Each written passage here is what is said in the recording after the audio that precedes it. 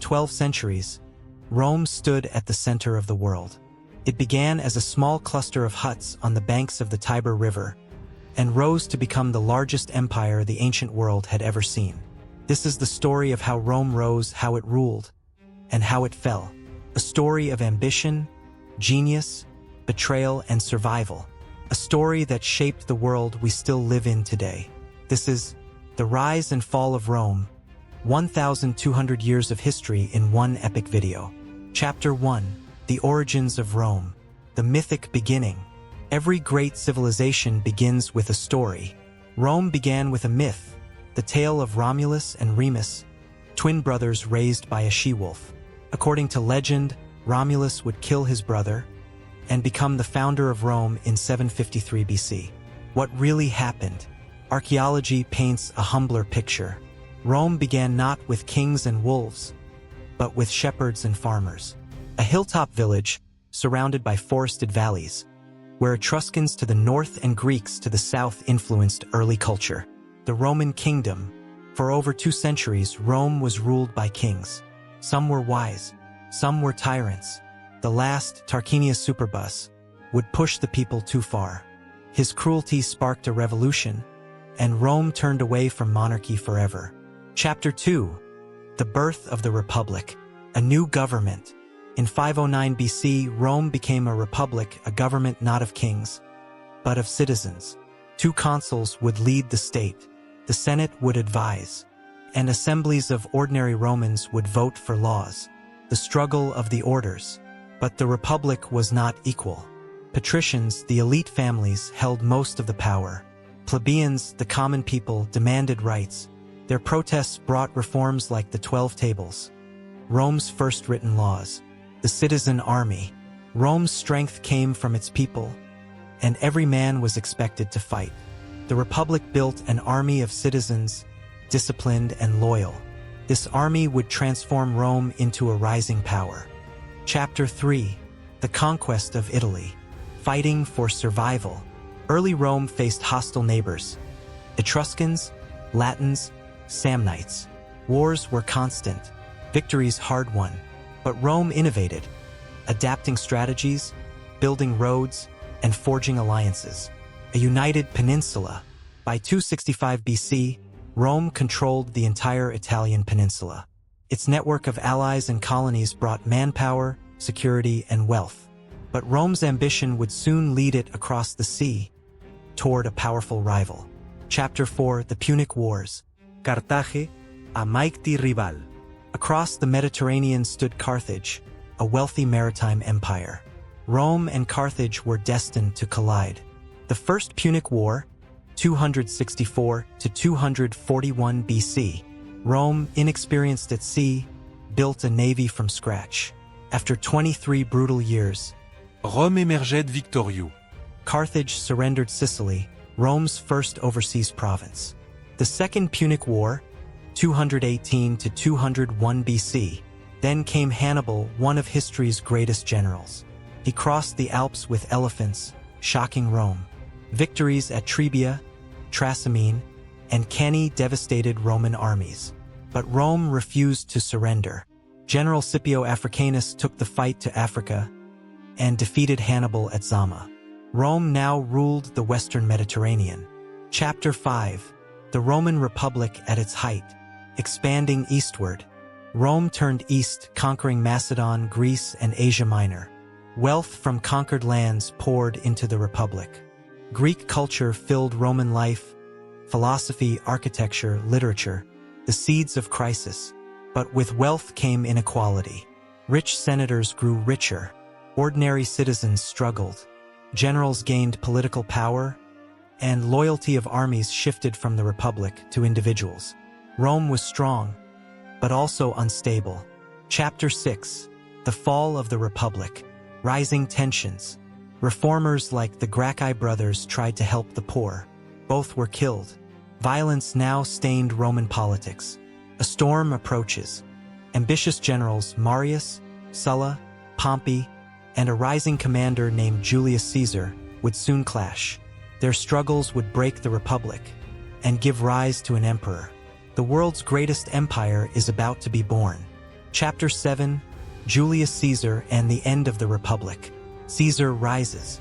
Julius Caesar, a brilliant general and gifted politician, conquered Gaul in a decade-long campaign. His victories made him powerful, too powerful for the Senate, who feared he would seize control of Rome. Crossing the Rubicon. In 49 BC, ordered to give up his command, Caesar made a choice that changed history. He crossed the Rubicon River with his army, a declaration of civil war. Rome plunged into conflict. When it ended, Caesar stood victorious. Dictator for life. Caesar attempted reforms. Land for the poor, debt relief, calendar changes. But his growing power alarmed senators. On the Ides of March 44 BC, they assassinated him, believing they were saving the Republic. The Republic dies, but Caesar's death unleashed more chaos. Rome fractured. His heir, Octavian, and his general Mark Antony crushed their enemies and clashed with each other. The Republic had one final breath before collapsing forever. Chapter 8. Augustus and the Birth of the Empire. Rome's first emperor. In 27 BC, Octavian became Augustus, the first Roman emperor.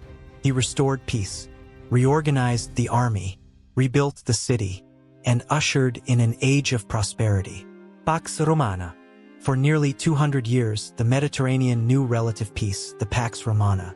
Trade flourished. Cities grew. Roads and aqueducts connected the empire from Britain to Egypt. The imperial system. The emperor held ultimate power. The Senate remained, a symbol of old Rome, but real authority flowed from the palace. Rome was no longer a republic of citizens, but an empire ruled from the top. A legacy of order. Augustus died in AD 14, leaving a stable government and a system that would endure for centuries. But the emperors who followed were not always wise or stable. Chapter 9. Emperors, Glory and Madness. The Julio-Claudian emperors. Tiberius, cautious and grim. Caligula, infamous for cruelty. Claudius, unexpectedly capable. Nero, whose reign ended in fire and rebellion. Rome endured each not because of the emperors, but despite them. The year of the four emperors, AD 69. After Nero's death, chaos erupted. For emperors seized power in a single year. Civil war raged. In the end, Vespasian emerged victorious, founding the Flavian dynasty. The five good emperors. Under Trajan, Rome reached its greatest territorial extent. Hadrian strengthened borders and built monumental works. Marcus Aurelius, philosopher king, fought relentless wars on the frontier. This era was Rome at its height, wealthy, organized, unstoppable. Trouble ahead. But beyond the empire's borders, new enemies stirred. Pressures mounted. Storms gathered. Rome's golden age was ending. Chapter 10. The Crisis of the 3rd Century. A century of chaos. Between AD 235 and 284, Rome nearly collapsed. Emperors rose and fell in rapid succession, many assassinated by their own troops. Barbarian invasions struck from every direction. Plagues ravaged cities. Inflation destroyed the economy. Rome was fighting for survival. Breakaway empires. The empire fractured. Gaul declared independence. The East fell under the control of Queen Zenobia of Palmyra. Rome's unity, once its greatest strength, was dissolving. A savior emerges. Diocletian. In AD 284, Diocletian seized power. He reorganized the empire, dividing it into East and West. A system called the Tetrarchy, rule by four emperors, restored stability. For the first time in generations, Rome could breathe. Chapter 11. The Christian Empire and Constantine. The rise of Christianity. Christianity, once a small sect, began spreading through cities and villages. Despite periods of persecution, it grew stronger, appealing to the poor, the enslaved, and the marginalized. Constantine the Great.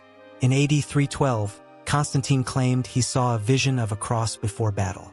He won and embraced Christianity. He legalized the faith and built a new imperial capital, Constantinople, the new Rome. A new identity. Christianity now shaped Roman culture, law, and daily life. The empire was changing, becoming something new, but new challenges loomed. The fall of the Western Empire, growing pressures.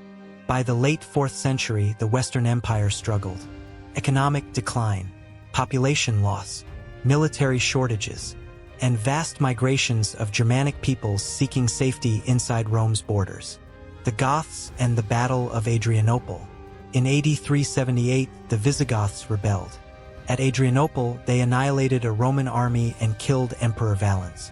It was one of the worst defeats in Roman history, and a sign Rome could no longer defend its frontiers.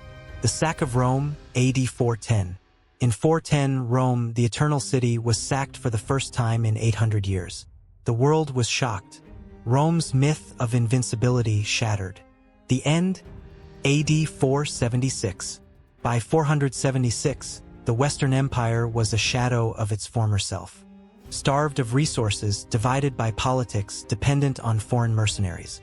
When the Germanic general Odoacer deposed the last emperor, Romulus Augustulus, the Western Roman Empire was gone. But the story was not over. Chapter 13. The Survival of Rome, Indiana, the East. The Eastern Empire endures. While the West fell, the Eastern Roman Empire, later called the Byzantine Empire, thrived. Its capital, Constantinople, became one of the richest cities on earth. The legacy continues. The scholars preserved Roman law. Its emperors defended Roman borders. Its culture blended Greek, Roman, and Christian traditions, a living continuation of ancient Rome. The empire would survive for another 1,000 years. Chapter 14. Rome's Enduring Legacy. Rome's gifts to the world. Rome shaped modern law, languages, architecture, religion, engineering, governance. From roads to aqueducts, from the Latin alphabet to civil law systems, Rome still lives in the bones of our world. Final reflection. From a small village of shepherds to the greatest empire the ancient world had ever known, Rome rose, transformed, struggled, and fell. But its influence never disappeared. Rome changed history and continues to shape the world today. This has been The Rise and Fall of Rome, 1,200 years of history in one epic video.